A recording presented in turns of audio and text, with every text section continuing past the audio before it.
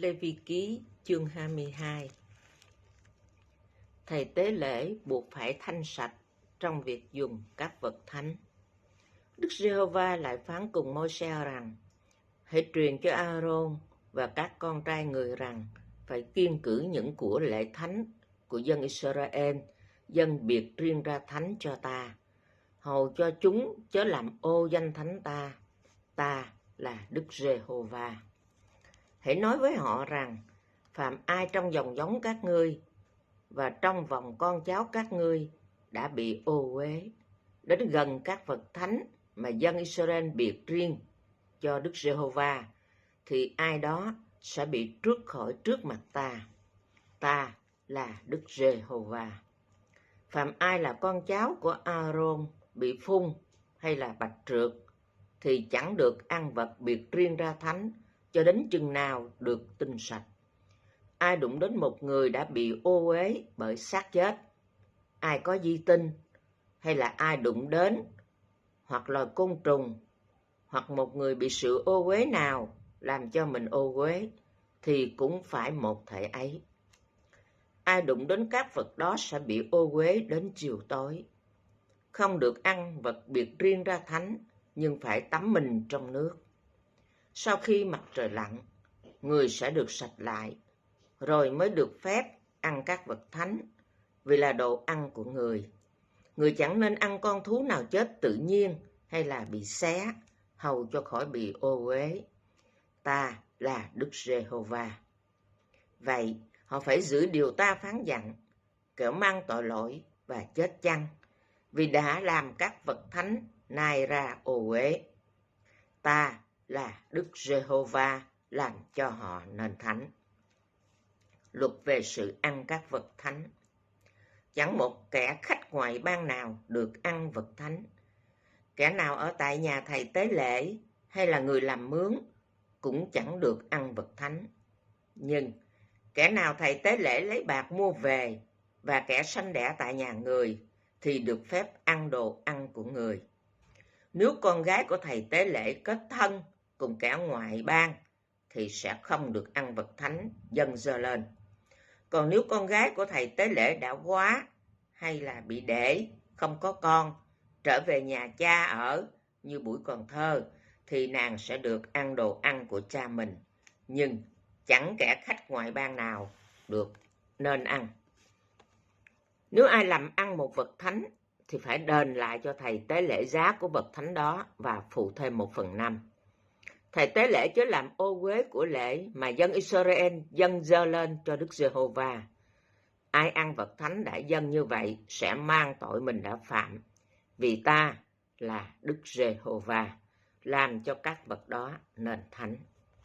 Về sự chọn con sinh tế, Đức Giê-hô-va lại phán cùng Môi-se rằng: hãy truyền cho A-rôn và các con trai người, cùng cho cả dân Israel mà rằng: hễ người nhà Israel hay là kẻ khách kiều ngụ giữa họ mà dâng của lễ thiêu cho Đức Giê-hô-va, hoặc của lễ khẩn nguyện hay là của lễ lạc ý, hầu cho được nhậm, phải dâng một con đực không tỳ vết chi bắt trong bầy bò, hoặc chiên con hay là dê cái. Ngươi chớ dâng một con vật nào có tỳ vết, vì nó sẽ không được nhậm. Khi một người nào dâng cho Đức Giê-hô-va một của lễ thù ân bằng bò hay chiên, hoặc dâng trả lễ khẩn nguyện hay là lạc ý, hầu cho con sinh được nhậm, phải không có một tỳ vết chi trên mình. Các ngươi chớ dâng cho Đức Giê-hô-va một con thú nào hoặc mù mắt, què cẳng, bị xé, ghẻ, chóc hay là lát.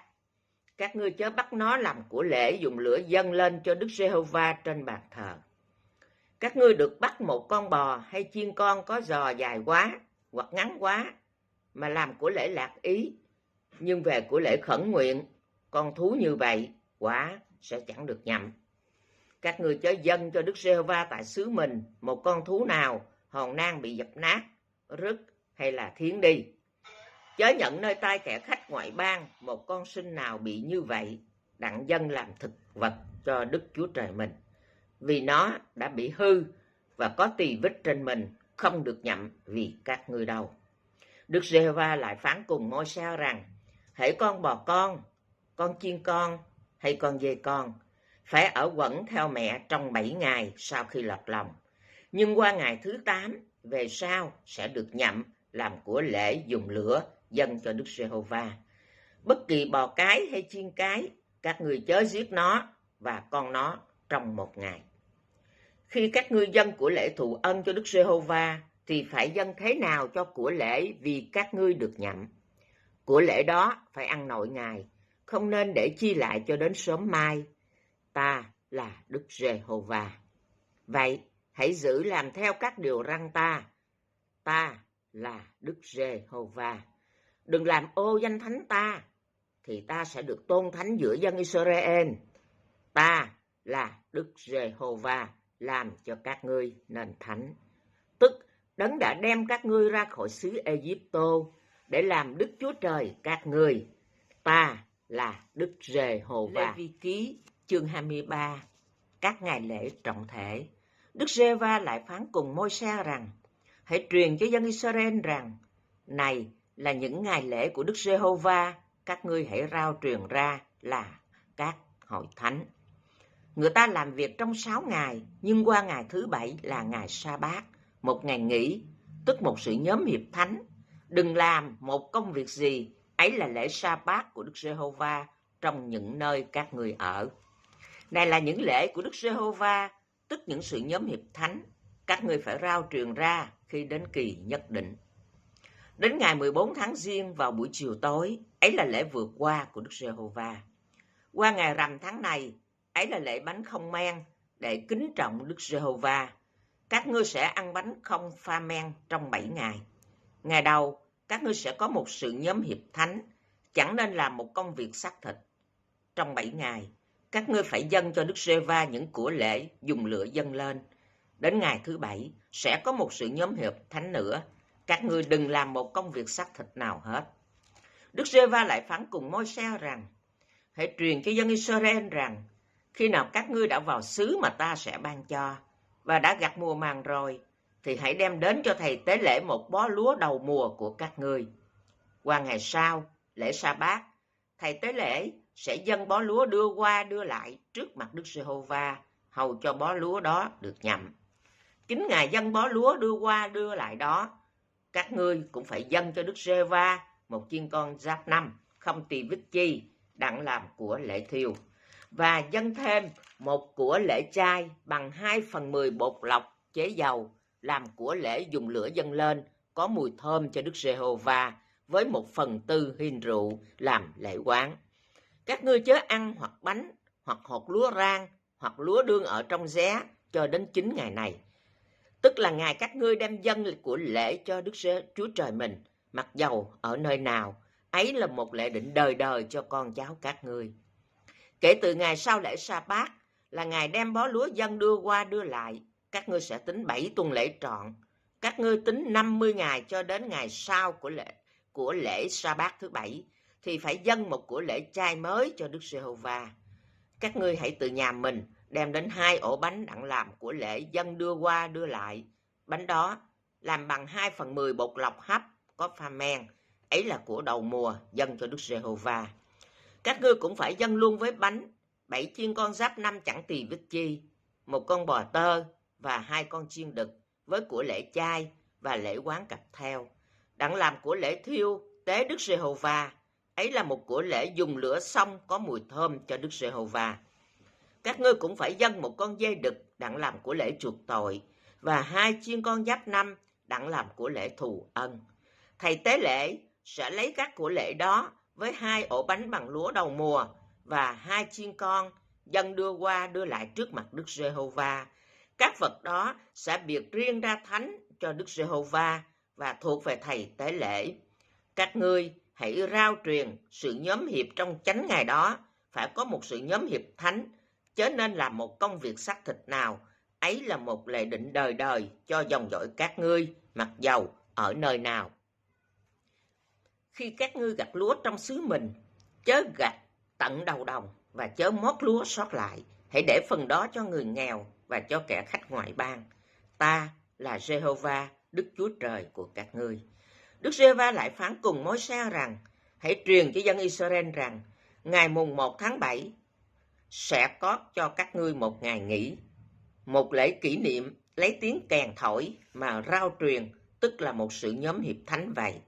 Chớ là một công việc xác thịt nào phải dâng các của lễ dùng lửa dâng cho Đức Giê-hô-va.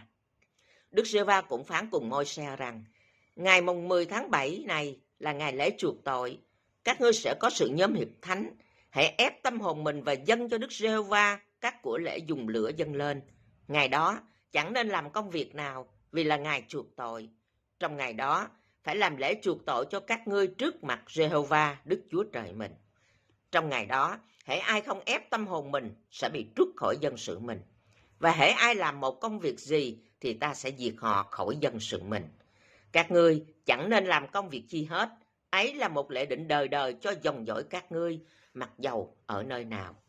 Ấy sẽ là một ngày lễ sa bát, một ngày nghỉ cho các ngươi phải ép tâm hồn mình. Ngày mùng 9 tháng đó, các ngươi phải giữ lễ sa bát mình, từ chiều nay đến chiều mai. Đức Giê-va lại phán cùng Môi-se rằng, hãy truyền cho dân Israel rằng, ngày rằm tháng 7 này là lễ liều tạm, trải qua 7 ngày đặng tôn kính Đức Giê-hô-va. Ngày thứ nhất sẽ có sự nhóm hiệp thánh, các ngươi chẳng nên làm một công việc xác thịt nào. Trong 7 ngày phải dâng các của lễ dùng lửa dâng cho Đức Giê-hô-va. Qua ngày thứ 8, các ngươi có một sự nhóm hiệp thánh nữa, cũng dâng của lễ dùng lửa dâng cho Đức Giê-hô-va. Ấy sẽ là một hội trọng thể, chớ làm một công việc xác thịt nào hết. Đó là những lễ trọng thể của Đức Giê-hô-va mà các ngươi phải rao truyền là sự nhóm hiệp thánh, đặng dâng cho Đức Giê-hô-va những của lễ dùng lửa dâng lên, của lễ thiêu, của lễ chay, của lễ thù ân, lễ quán, vật nào đã định theo ngày nấy. Ngoài ra, các ngươi phải cứ giữ lễ sa bát của Đức Giê-hô-va, cứ dâng cho Ngài các lễ vật mình, các của lễ khẩn nguyện và lạc ý. Nhưng đến ngày rằm tháng 7, khi các ngươi đã thu hoạch thổ sản mình rồi, hãy giữ một lễ cho Đức Giê-hô-va trong 7 ngày. Bữa thứ nhất sẽ là ngày nghỉ, và bữa thứ 8 cũng sẽ là ngày nghỉ.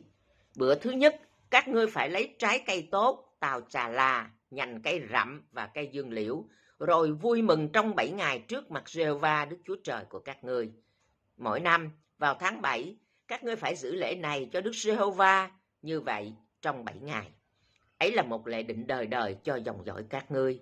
Hết thảy ai sanh trong dòng Israel sẽ ở nơi trại trong 7 ngày, hầu cho dòng dõi các ngươi biết rằng khi ta đem dân Israel ra khỏi xứ Ai-cập, ta cho họ ở trong những trại. Ta là Giê-hô-va, Đức Chúa Trời của các ngươi. Ấy vậy, Môi-se truyền cho dân Israel biết các ngày lễ của Đức Giê-hô-va là lễ nào. Lê-vi-ký chương 24, luật lệ về cái đèn. Đức Giê-hô-va phán cùng Môi-se rằng, hãy truyền cho dân Israel đem dầu ô-li-ve ép trong sạch đặng thắp đèn, để giữ cho đèn cháy luôn luôn. A-rôn sẽ làm đèn đó trong hội mạc, ngoài bức màn che hòm bản chứng, hầu cho đèn cháy luôn luôn, từ chiều tối đến sáng mai, trước mặt Đức Giê-hô-va. Ấy là một lệ định đời đời cho dòng dõi các ngươi. A-rôn sẽ để các đèn trên chân đèn bằng vàng, cho đèn cháy luôn luôn trước mặt Đức Giê-hô-va. Luật lệ về bánh trần thiết. Ngươi cũng phải lấy bột lọc, hấp 12 ổ bánh, mỗi ổ cân nặng 2/10 ê-pha, đoạn sắp ra 2 hàng 6 ổ trên cái bàn bằng vàng ròng trước mặt Đức Giê-hô-va, cùng rắc nhũ hương thánh trên mỗi hàng, để làm kỷ niệm trên bánh, như một của lễ dùng lửa dâng trước mặt Đức Giê-hô-va. Mỗi ngày sa bát, người ta sẽ sắp bánh này trước mặt Đức Giê-hô-va luôn luôn, do nơi dân Israel cung cấp. Ấy là một giao ước đời đời. Các bánh đó sẽ thuộc về A-rôn và các con trai người. Họ phải ăn tại một nơi thánh, vì là vật chí thánh cho họ, bởi các của lễ dùng lửa dâng cho Đức Giê-hô-va. Ấy là một lệ định đời đời. Luật lệ về người nói lộng ngôn. Có một đứa con trai, mẹ là người Israel và cha là người Ai-cập, đi ra giữa vòng dân Israel đánh lộn tại nơi trại quân với một người Israel. Đứa trai đó nói phạm đến và rủa xả danh Đức Giê-hô-va. Người ta dẫn nó đến Môi-se, bèn giam nó vào ngục cho đến chừng Đức Giê-hô-va phán định phải xử làm sao. Mẹ nó tên là Selomit, con gái của Điệp-ri, thuộc về chi phái Dan. Và Đức Giê-hô-va bèn phán cùng Môi-se rằng: hãy đem kẻ đã rủa xả ra ngoài trại quân. Hết thảy ai đã có nghe nó phải đặt tay mình trên đầu nó, và cả hội chúng phải ném đá nó. Đoạn hãy nói cùng dân Israel rằng: người nào rủa xả Đức Chúa Trời mình sẽ mang sự hình phạt của tội mình. Ai nói phạm đến danh Đức Giê-hô-va hẳn sẽ bị xử tử. Cả hội chúng sẽ ném đá nó, mặc dầu nó là kẻ khách ngoại bang hay là sanh trong xứ. Hễ khi nào nói phạm đến danh Đức Giê-hô-va thì sẽ bị xử tử. Mạng thế mạng. Kẻ nào đánh chết một người nào, mặc dầu kẻ đó là ai, sẽ bị xử tử. Kẻ nào đánh chết một súc vật phải thường lại, nghĩa là mạng đền mạng. Khi một người nào làm thương tích cho kẻ lân cận mình, thì người ta phải làm thương tích cho người đó lại như mình người đã làm. Gãy đền gãy, mắt đền mắt, răng đền răng. Người ta sẽ làm cho người ấy đồng một thương vích như chính người đã làm cho người khác. Kẻ nào làm chết một súc vật thì sẽ thường lại, còn kẻ nào giết chết một người thì phải bị xử tử. Bất luận kẻ khách ngoại bang hay là người trong xứ, các ngươi cũng phải dùng một luật lệ, vì ta là Giê-hô-va, Đức Chúa Trời của các ngươi. Vậy, Môi-se nói lại cùng Israel, biểu đem kẻ đã rủa xả ra khỏi trại quân, rồi ném đá nó. Thế thì, dân Israel làm y như lời Đức Giê-hô-va đã truyền dặn Môi-se. Lê-vi-ký chương 25, năm Sa Bát. Đức Giê-hô-va cũng phán cùng Môi-se tại trên núi Sinai rằng: hãy truyền cho dân Israel rằng, khi các ngươi đã vào xứ ta sẽ ban cho rồi, thì đất phải nghỉ, giữ một lễ Sa Bát cho Đức Giê-hô-va. Trong 6 năm, người sẽ gieo ruộng và hớt nho mình cùng thâu hoạch thổ sản. Nhưng năm thứ 7 sẽ là năm Sa Bát để cho đất nghỉ, tức là một năm Sa Bát cho Đức Giê-hô-va.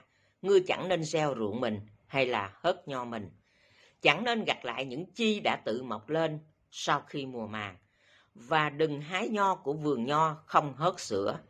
Ấy sẽ là một năm cho đất nghỉ. Phàm vật gì mà đất sanh sản trong năm Sa Bát sẽ dùng làm đồ ăn cho ngươi, cho tôi trai tớ gái ngươi, cho kẻ làm thuê của ngươi và cho kẻ ngoại bang kiều ngụ với ngươi, cùng luôn cho lục súc và thú vật ở trong xứ ngươi nữa. Hết thải thổ sản dùng làm đồ ăn vậy. Năm Hân Hỷ, ngươi cũng hãy tính 7 tuần năm, tức 7 lần 7 năm, thì giờ của 7 tuần năm này sẽ là 49 năm. Rồi đến ngày mùng 10 tháng 7, tức là ngày chuộc tội, các ngươi phải thổi kèn vang trong khắp xứ. Các ngươi phải làm cho năm thứ 50 nên thánh, và rao truyền sự tự do cho hết thảy dân trong xứ. Ấy sẽ là năm hân hỷ cho các ngươi. Ai nấy đều được nhận lại cơ nghiệp mình, và ai nấy đều trở về gia quyến mình.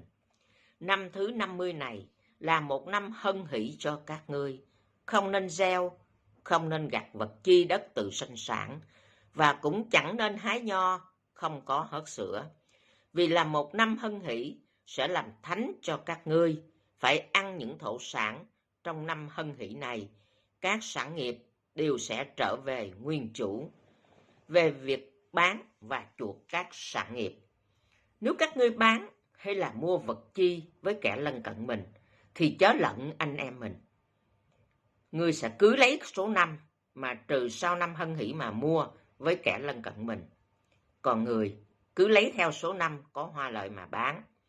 Tùy theo số năm sau năm hân hỷ, ngươi sẽ bù thêm giá. Tùy theo số năm ít, ngươi sẽ giảm bớt giá, vì theo số mùa gặt mà người bán cho ngươi. Chớ ai trong vòng các ngươi làm lận kẻ lân cận mình, nhưng hãy kính sợ Đức Chúa Trời, vì ta là Giê-hô-va, Đức Chúa Trời của các ngươi. Các ngươi khá làm theo mạng lệnh ta, gìn giữ luật pháp ta và noi theo. Như vậy sẽ được ăn ở bình yên trong xứ. Đất sẽ sanh sản hoa lợi cho các ngươi. Các ngươi sẽ ăn no và được ở bình yên trong xứ. Vì các ngươi nói rằng, Nếu chúng tôi chẳng gieo, chẳng gặt mùa màng, thì trong năm thứ 7 sẽ lấy chi mà ăn? Năm thứ 6 ta sẽ giáng phước cho các ngươi, và năm ấy sẽ trúng mùa bù 3 năm. Năm thứ 8 các ngươi sẽ gieo và ăn hoa lợi của mùa màng cũ cho đến mùa màng mới của năm thứ 9. Đất không được đoạn mãi, vì đất thuộc về ta. Các ngươi ở cùng ta như kẻ khách ngoại bang và kẻ kiều ngụ. Trong khắp xứ mà các ngươi sẽ được làm sản nghiệp, hãy cho phép chuộc đất lại. Nếu anh em ngươi trở nên nghèo và bán một phần sản nghiệp mình, thì người bà con gần có quyền chuộc lại. Phải đến chuộc phần đất anh em người đã bán. Nếu người nào không có ai được quyền chuộc lại, nhưng tự lo cho có chi chuộc lại được, thì phải tính từ năm đã bán, bồi số trọi cho chủ mua, rồi người sẽ được nhận sản nghiệp mình lại. Nếu nguyên chủ không tìm đủ giá đặng trả cho, đất bán sẽ thuộc về người chủ mua cho đến năm Hân Hỷ. Đoạn đất ấy sẽ ra khỏi tay chủ mua và về nguyên chủ. Nếu người nào bán một cái nhà ở trong thành có vách bọc, thì có được phép chuộc lại cho đến giáp 1 năm sau khi bán. Phép chuộc lại của người chỉ trong 1 năm trọn vậy. Còn nếu không chuộc lại trước khi giáp hạn 1 năm trọn, thì nhà ở trong thành phố có vách bọc đó sẽ về chủ mua và dòng dõi người mãi mãi. Đến năm Hân Hỷ, nhà đó không ra khỏi tay họ. Nhưng các nhà ở nơi hương thôn không có vách bọc lấy, thì kể như ruộng đất, chủ bán có phép chuộc lại. Đến năm Hân Hỷ, nhà sẽ về nguyên chủ. Còn về các thành của người Lê Vi và về các nhà của họ ở trong thành đó, thì người Lê Vi luôn luôn có quyền chuộc lại. Ai mua của người Lê Vi một cái nhà tại trong thành người Lê Vi, đến năm Hân Hỷ, nhà đó sẽ về nguyên chủ. Vì các nhà cửa tại trong những thành người Lê Vi là sản nghiệp của họ giữa dân Israel. Những ruộng đất thuộc về thành người Lê Vi không phép bán, vì là sản nghiệp đời đời của họ. Về người nghèo khổ, nếu anh em ở gần ngươi trở nên nghèo khổ, tài sản người lần lần tiêu mòn, thì hãy cứu giúp người. Mặc dầu là kẻ khách ngoại kiều, hầu cho người cứ ở cùng ngươi. Chớ ăn lời, cũng đừng lấy lời người, nhưng hãy kính sợ Đức Chúa Trời mình, thì anh em ngươi sẽ ở cùng ngươi. Chớ cho người vay bạc, ăn lời, và đừng cho mượn lương thực đặng lấy lời. Ta là Giê-hô-va Đức Chúa Trời các ngươi, đấng đã đem các ngươi ra khỏi xứ Ê-díp-tô, đặng ban cho các ngươi xứ Ca-na-an và làm Đức Chúa Trời của các ngươi. Về tôi mọi, nếu anh em ở gần ngươi trở nên nghèo khổ, đem bán mình cho ngươi, chớ nên bắt người làm việc như tôi mọi. Người ở nhà ngươi như kẻ làm thuê, người ở đậu sẽ giúp việc ngươi cho đến năm Hân Hỷ. Đoạn người và con cái người thôi ở nhà ngươi, trở về nhà và nhận lấy sản nghiệp của tổ phụ mình. Vì ấy là những tôi tớ ta mà ta đã đem ra khỏi xứ Ê-díp-tô. Không nên bán họ như người ta bán tôi mọi. Người chớ lấn lướt mà khắc bạc họ, nhưng phải kính sợ Đức Chúa Trời ngươi. Còn tôi trai tớ gái thuộc về ngươi, thì sẽ do các dân chung quanh mình mà ra. Ấy, do nơi những dân đó mà các ngươi mua tôi trai, tớ gái. Các ngươi cũng có phép mua tôi mọi trong bọn con cái của kẻ khách kiều ngụ nơi mình, và của họ hàng chúng nó sanh ra trong xứ các ngươi. Vậy, họ sẽ làm sản nghiệp của các ngươi. Các ngươi để họ lại làm cơ nghiệp cho con cháu mình, hằng giữ họ như kẻ tôi mồi. Nhưng về phần anh em các ngươi là dân Israel, thì không ai nên lấn lướt mà khắc bạc anh em mình. Khi một khách ngoại bang hay là một người kiều ngụ nơi ngươi trở nên giàu, còn anh em ngươi ở cùng họ lại nên nghèo, đem bán mình cho kẻ khách ngoại bang kiều ngụ nơi ngươi, hay là cho một người nào trong nhà kẻ khách ngoại bang ấy, sau khi đem bán mình rồi, thì sẽ có phép chuộc lại. Một anh em người được chuộc người lại, hoặc bác, chú, hoặc con của bác, chú, hoặc một người thân thích cũng được chuộc người lại. Hay là nếu người có thế, thì chính người phải chuộc mình lấy. Người sẽ tính cùng chủ mua từ năm nào mình đã bán mình cho đến năm Hân Hỷ, và giá bán sẽ tính theo số năm nhiều hay ít, tức là tính như ngày công của người làm thuê vậy. Nếu còn nhiều năm thì hãy cứ số năm này cân phân theo giá đã bán mình mà chuộc lại. Nếu đến năm Hân Hỷ còn ít năm thì hãy tính với chủ mua, cứ theo số năm này mà thối hồi số mua mình lại. Họ đối cùng chủ như một người làm thuê năm. Chủ không nên lấn lướt mà khắc bạc người trước mặt người. Nếu người không được chuộc lại bởi các thế ấy, đến năm Hân Hỷ, người và các con trai người sẽ được ra tự do.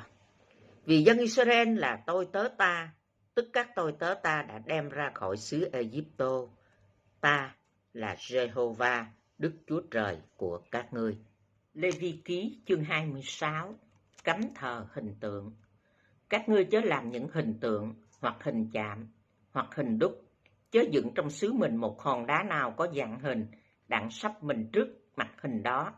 Vì ta là Giê-hô-va, Đức Chúa Trời của các ngươi. Hãy giữ lễ sa-bát ta và tôn kính nơi thánh ta. Ta là Đức Giê-hô-va. Ai tuân mạng Chúa được phước, ai nghịch mạng Chúa bị tai. Nếu các ngươi tuân theo luật pháp ta, gìn giữ các điều răn ta và làm theo, thì ta sẽ giáng mưa thuận thì, đất sẽ xanh hoa lợi, và cây ngoài đồng sẽ kết bông trái. Mùa đập lúa sẽ lần đến mùa hái nho, mùa hái nho sẽ lần đến mùa gieo mạ. Các ngươi sẽ ăn no, ở bình yên trong xứ mình. Ta sẽ giáng sự bình tĩnh trong nước, các ngươi ngủ không sợ ai dọa. Ta sẽ diệt những loài thú dữ khỏi xứ, gươm giáo chặn đưa qua xứ các ngươi. Các ngươi đuổi theo quân nghịch, họ sẽ bị gươm sa ngã trước mặt các ngươi. 5 người trong các ngươi sẽ đuổi theo 100, 100 trong các ngươi sẽ đuổi theo 1 muôn, và quân nghịch sẽ bị gươm sa ngã trước mặt các ngươi. Ta sẽ đối lại cùng các ngươi, làm cho sanh sản và thêm nhiều, cùng kết lập giao ước với các ngươi. Các ngươi sẽ ăn hoa lợi của mình, và đem cái cũ ra đặng chừa chỗ cho cái mới. Ta sẽ lập chỗ ở ta giữa các ngươi, tâm hồn ta không hề ghê gớm các ngươi đâu. Ta sẽ đi giữa các ngươi, làm Đức Chúa Trời các ngươi, và các ngươi sẽ làm dân ta. Ta là Giê-hô-va Đức Chúa Trời của các ngươi, đấng đã đem các ngươi ra khỏi xứ Ai-cập, hầu cho khỏi làm tôi mọi. Ta đã bẻ gãy cái ách của các ngươi, làm cho các ngươi đi ngước đầu lên.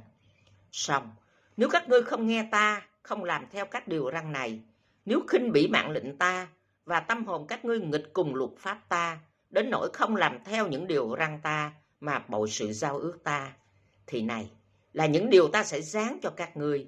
Ta sẽ giáng cho các ngươi sự kinh khủng, bệnh tổn và rét, làm hư mòn con mắt và mệt nhọc tâm hồn. Các ngươi gieo mạ luống công, quân thù nghịch sẽ ăn hết. Ta sẽ nổi giận cùng các ngươi sẽ bị quân thù nghịch đánh đập. Kẻ nào ghét các ngươi sẽ lấn lướt các ngươi, và các ngươi sẽ chạy trốn, không ai đuổi theo. Nếu đến đổi vậy mà các ngươi không khứng nghe ta, ta sẽ vì cớ phạm tội phạm thêm gấp 7 lần đặng sửa phạt các ngươi, và ta sẽ dẹp sự kiêu ngạo về năng lực các ngươi. Ta sẽ khiến trời các ngươi cứng như sắt và đất trơ như đồng.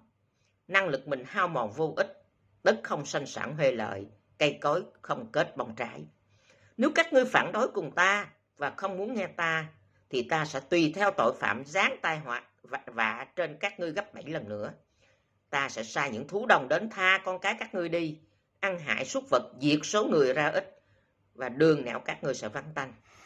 Dẫu đến những việc ấy mà các ngươi cứ không phục sửa phạt ta, cứ phản đối cùng ta, thì ta đây cũng sẽ nghịch lại cùng các ngươi, và vì cớ tội lỗi sẽ giáng tai vạ cho các ngươi gấp 7 lần nữa. Ta sẽ khiến gươm giáo đến trên các ngươi, đặng báo thù sự giao ước ta. Khi các ngươi hội hiệp trong những thành mình, ta sẽ giáng dịch hạch đến giữa các ngươi, và nộp các ngươi vào tay kẻ thù nghịch. Khi ta dẫn sự đói kém đến, 10 người nữ sẽ nướng bánh của các ngươi trong một lò, cân bánh trao lại cho các ngươi sẽ ăn mà không no. Dẫu đến đổi vậy mà các ngươi cứ không khứng nghe ta, còn phản đối cùng ta, thì ta sẽ nghịch lại cùng các ngươi cách giận dữ, và vì cớ tội lỗi các ngươi sẽ sửa phạt gấp 7 lần nữa. Các ngươi sẽ ăn thịt con trai con gái mình. Ta sẽ hủy diệt những nơi cao các ngươi, phá đổ những hình mặt trời, và để thay các ngươi chồng trên thay của hình tượng mình. Tâm hồn ta ghê gớm các ngươi. Ta sẽ làm cho thành các ngươi ra vắng vẻ, các nơi thánh quạnh hiu, và ta chẳng còn hưởng mùi thơm về của lễ các ngươi nữa. Ta sẽ làm xứ ra đồi bại, đến đổi kẻ thù nghịch ở tại đó cũng lấy làm lạ. Ta sẽ tản lạc các ngươi trong các dân, và rút gươm ra đuổi theo sau các ngươi. Xứ các ngươi sẽ hoang vu, thành sẽ vắng vẻ. Trọn trong lúc đất bỏ hoang vu, và các ngươi ở trong đất của kẻ thù nghịch, khi đó đất sẽ được an nghỉ, hưởng những năm sa bát. Trọn lúc đất bỏ hoang vu sẽ được an nghỉ, vì lúc các ngươi còn ở đất đó, nó không được an nghỉ trong những năm sa bát của các ngươi. Còn ai trong các ngươi sống sót lại, ta sẽ làm cho họ nhát gan trong xứ của thù nghịch mình. Tiếng lá khua sẽ làm cho họ chạy trốn, khác nào chạy trốn trước lưỡi gươm té ngã mà không ai đuổi theo. Người này vấp ngã trên người kia như trước ngọn gươm, vốn chẳng ai rượt đuổi theo họ. Các ngươi không thể chịu nổi trước mặt quân thù nghịch mình. Các ngươi sẽ bị chết mất giữa các dân, đất kẻ thù nghịch sẽ nuốt các ngươi.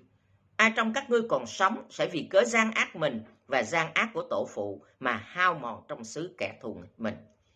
Khi ấy, họ sẽ nhận gian ác mình và gian ác của tổ phụ mình, những tội lỗi họ đã phạm và sự chống trả họ đã cự cùng ta. Đến đội ta cũng chống trả lại, dẫn họ vào xứ kẻ thù nghịch. Bây giờ, nếu lòng không chịu cắt bì của họ, sẽ tự hạ mình xuống và sẽ phục điều sửa phạt về gian ác mình, thì ta sẽ nhớ lại sự giao ước ta đã lập cùng Gia-cốp, cùng Isaac, cùng Abraham, và ta sẽ nhớ lại xứ này. Vì xứ bị bỏ hoang sẽ được nghỉ bấy nhiêu năm sa bát, tùy theo họ bỏ hoang vu bao nhiêu. Họ sẽ chịu hình phạt của gian ác mình, bởi vì đã khinh bỉ mạng lệnh ta, và tâm hồn họ đã lấy làm ghê gớm các luật pháp ta. Dẫu vậy, đừng khi họ bị ở trong xứ kẻ thù nghịch mình, ta cũng chẳng bỏ họ đâu, chẳng ghê gớm họ đến phải hao mòn hết, và chẳng bội sự giao ước ta lập cùng họ đâu, vì ta là Jehovah Đức Chúa Trời của họ. Vì họ sẽ nhớ lại sự giao ước đã lập cùng tổ phụ mà ta đã đem ra khỏi xứ Ai-cập trước mặt các dân, đặng là Đức Chúa Trời của họ. Ta là Đức Jehovah. Đó là điều lệ, mạng lệnh và luật pháp mà Đức Giê-hô-va nhờ Môi-se lập ra giữa Ngài cùng dân Israel tại trên núi Sinai. Lê-vi-ký chương 27. Những lời khẩn nguyện và các vật biệt riêng ra thánh. Đức Giê-hô-va phán cùng Môi-se rằng: hãy truyền cho dân Israel rằng, khi nào có ai dùng loài người mà khẩn nguyện, thì ngươi hãy định giá cho. Giá đó thuộc về Đức Giê-hô-va. Nếu ngươi định giá về một người nam từ 20 đến 60 tuổi, thì hãy định cho 50 siết lơ bạc, tùy theo siết lơ nơi thánh. Nếu là một người nữ, hãy định giá 30 siết lơ bạc. Nếu là một đứa con trẻ từ 5 đến 20 tuổi, thì hãy định giá 20 siết lơ cho một đứa trai và 10 siết lơ cho một đứa gái. Ví bằng một đứa trẻ từ 1 tháng đến 5 tuổi, thì hãy định giá 5 siết lơ bạc cho một đứa trai và 3 siết lơ bạc cho một đứa gái. Nếu một người già cả từ 60 tuổi trở lên, hãy định giá 15 siết lơ bạc cho một người nam và 10 siết lơ bạc cho một người nữ. Bằng người khẩn nguyện rất nghèo khổ, không nộp được giá tiền ngươi định, thì hãy đem đến trước mặt thầy tế lễ cho người định cho. Thầy tế lễ sẽ tùy theo phương thế người khẩn nguyện mà định giá vậy. Nếu khẩn nguyện về thú vật, dùng làm của lễ dâng cho Đức Giê-hô-va, thì hễ con thú nào dâng cho Đức Giê-hô-va sẽ là vật thánh. Người ta không nên đổi hay là thế một con tốt cho một con xấu, hay là một con xấu cho một con tốt. Nếu thế một con nào cho một con khác, thì con này và con thế đều sẽ nên vật thánh. Nếu là thú vật ô uế, không phép dùng làm của lễ dâng cho Đức Giê-hô-va, thì phải đem con thú đó đến trước mặt thầy tế lễ, rồi thầy tế lễ sẽ tùy theo con thú xấu hay tốt mà định giá. Họ sẽ theo giá định của thầy tế lễ mà trả. Còn nếu muốn chuộc lại, thì phải phụ thêm 1/5 giá của người định. Nếu ai biệt nhà mình ra thánh cho Đức Giê-hô-va, thì thầy tế lễ sẽ tùy theo nhà tốt hay xấu mà định giá. Họ phải nhận lấy giá của thầy tế lễ đã định. Còn nếu kẻ đã biệt nhà mình ra thánh, muốn chuộc nó lại, thì phải phụ thêm 1/5 giá ngươi đã định, rồi nhà sẽ thuộc về ngươi. Nếu ai biệt một phần ruộng tổ nghiệp mình ra thánh cho Đức Giê-hô-va, thì ngươi hãy định giá tùy theo số họ gieo, nghĩa là cứ 50 siết lơ bạc mỗi một ô me mạch nha giống. Nếu biệt ruộng mình ra thánh từ năm Hân Hỷ, họ sẽ nhận giá ngươi định. Còn nếu họ biệt ruộng mình ra thánh sau năm Hân Hỷ, thì thầy tế lễ cứ theo số năm còn lại đến năm Hân Hỷ mà định giá ruộng, và trừ lại giá ngươi định. Nếu người đã biệt ruộng mình ra thánh muốn chuộc nó lại, thì phải phụ thêm 1/5 giá ngươi định, rồi ruộng sẽ thuộc về người. Còn ví người không chuộc lại và người ta bán ruộng cho người khác thì không được chuộc lại nữa. Khi đến năm Hân Hỷ, ruộng ra khỏi tay chủ mua thì sẽ trở nên thánh, biệt riêng ra cho Đức Giê-hô-va như một sở ruộng cấm. Nó sẽ làm sản nghiệp cho thầy tế lễ.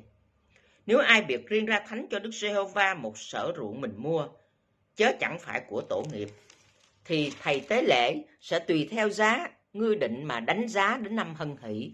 Rồi chính trong ngày đó, người này phải nộp số tiền nhất định vì làm một vật biệt riêng ra thánh cho Đức Giê-hô-va. Năm Hân Hỷ, ruộng đó sẽ trở về chủ bán, tức là trở về nguyên chủ. Và phàm các giá định đều cứ theo siết lơ nơi thánh, một siết lơ giá 20 gây ra. Xong, không ai được biệt riêng ra thánh con đầu lòng của súc vật mình, hoặc bò, hoặc chiên, vì các con đầu lòng theo phép đã thuộc về Đức Giê-hô-va rồi. Còn nếu là một con thú không sạch, họ phải tùy theo giá ngươi định, phụ thêm 1/5 mà chuộc nó lại. Nếu con thú chẳng chuộc lại, thì phải đem bán, tùy theo giá định của ngươi. Về vật cấm và nộp 1/10. Phàm vật cấm, tức là hết thảy vật chi mà một người hàng dâng cho Đức Giê-hô-va do những của mình có, hoặc người, hoặc loài vật, hoặc ruộng tổ nghiệp, thì chẳng được phép bán, cũng không được phép chuộc lại. Hễ vật gì cấm thì biệt riêng ra chí thánh cho Đức Giê-hô-va. Hễ ai đã bị phú cho Đức Giê-hô-va thì không được phép chuộc lại, họ hẳn phải bị giết. Phàm thuế 1/10 thổ sản, bất kỳ vật gieo hay là hoa họa của cây đều thuộc về Đức Giê-hô-va. Ấy là một vật thánh biệt riêng ra cho Đức Giê-hô-va. Nếu ai muốn chuộc lại vật chi về 1/10 của mình thì phải phụ thêm 1/5. Còn về 1/10 của bầy bò hay là chiên, tức là mọi vật chi đi ngang dưới gậy, con thứ 10 sẽ là thánh, biệt riêng ra thánh cho Đức Giê-hô-va. Họ không nên phân biệt con tốt hay là con xấu, và cũng không nên đổi. Nếu đổi thì con thú bị đổi và con đổi, cả hai đều biệt riêng ra thánh, không phép chuộc nó lại. Đó là mạng lệnh mà Đức Giê-hô-va truyền cho Môi-se về dân Israel tại trên núi Sinai.